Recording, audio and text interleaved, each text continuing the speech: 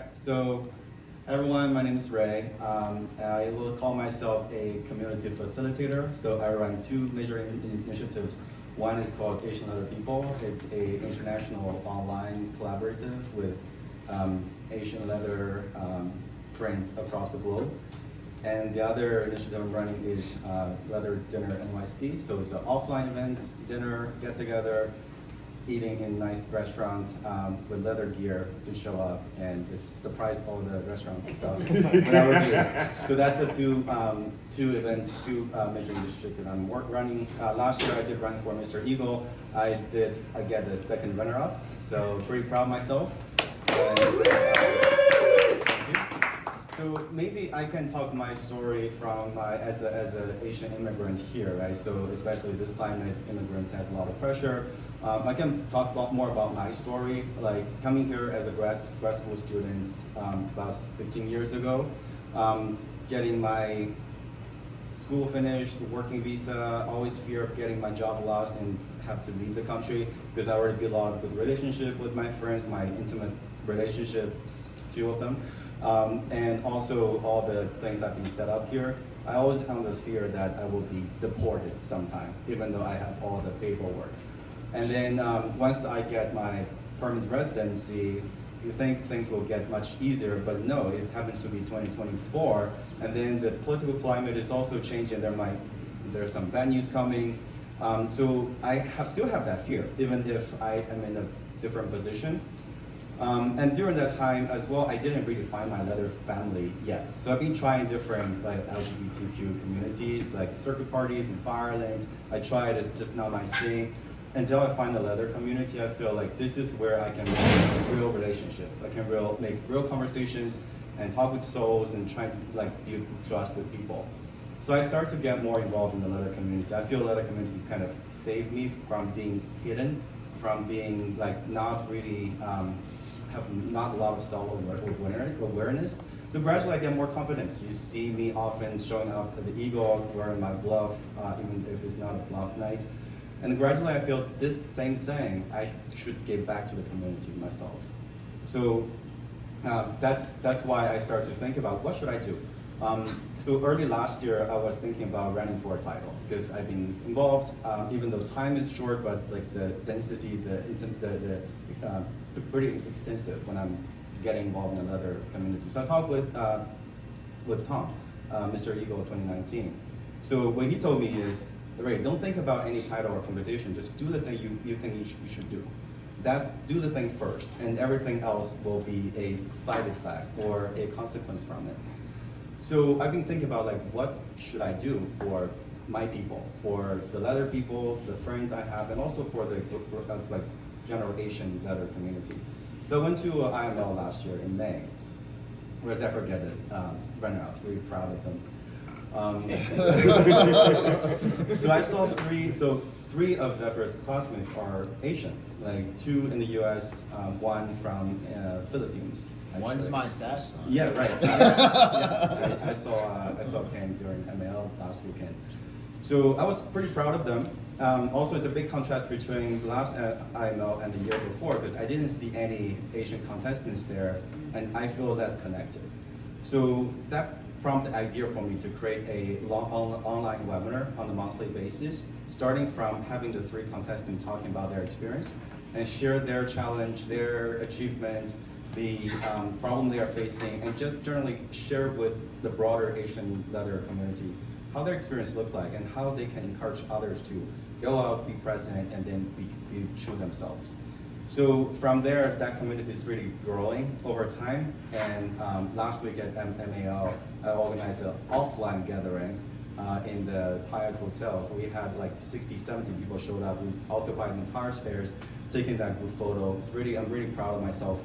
One thing I want to relate to the topic I was mentioning at the beginning, people are asking, because the event that we have in MAL is not an official event, so there's no room per se. I market it saying we're going to gather in the lobby. People ask me where exactly are we meeting up.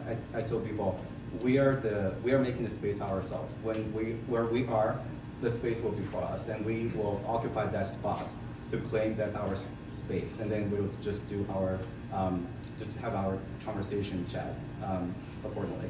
So that's one thing I want to say is, yeah, showing up and be present is very important. It's not only for the people that is in that environment, but also for other people to see and get encouraged that it's possible, it's feasible, it's doable, it's nothing to be ashamed of or nothing to be scared of, right? So for people to see it and gradually they can get involved in this community environment, have more interaction with people. So that's one thing I want to talk about. And then the other topic I do want to mention, that's kind of what I talked about during my Mr. Eagle contest speech, is you mentioned that as well at the kickoff, our history is being erased.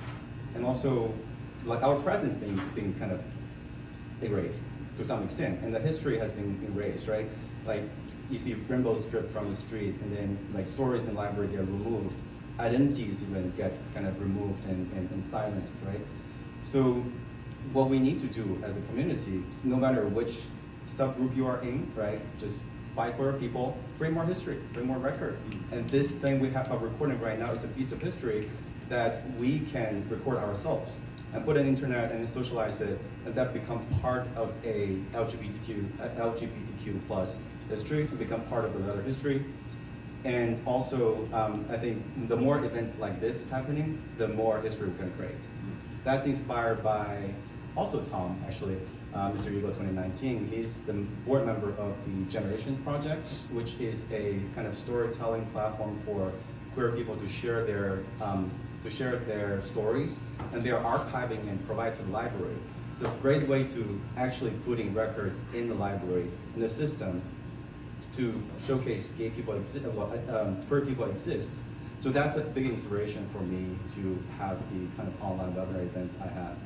And related to another topic that Zephyr was talking about, through the Asian and Other People initiative, I start to think about what else I can do for the community, right? Because me as a Asian immigrant, I'm also a cis male. I have less contact with my my Asian trans brothers, sisters in the community. I don't know any of them until I actually saw one friend of mine who's a non-binary trans Asian another person.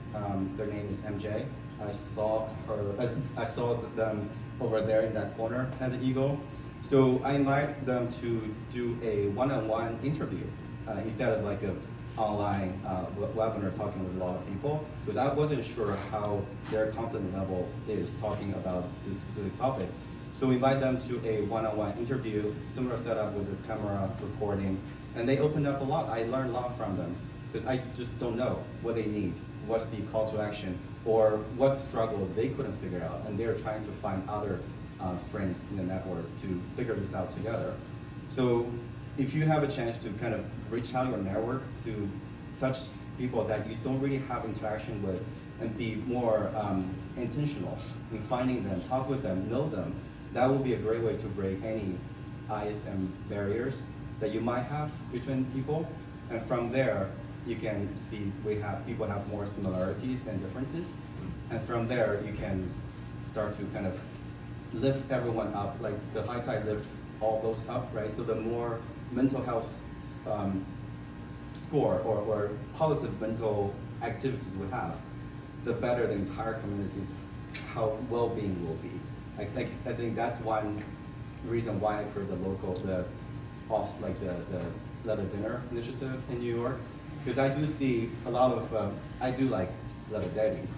I do see a lot of them on social media just posting a lot of political stories.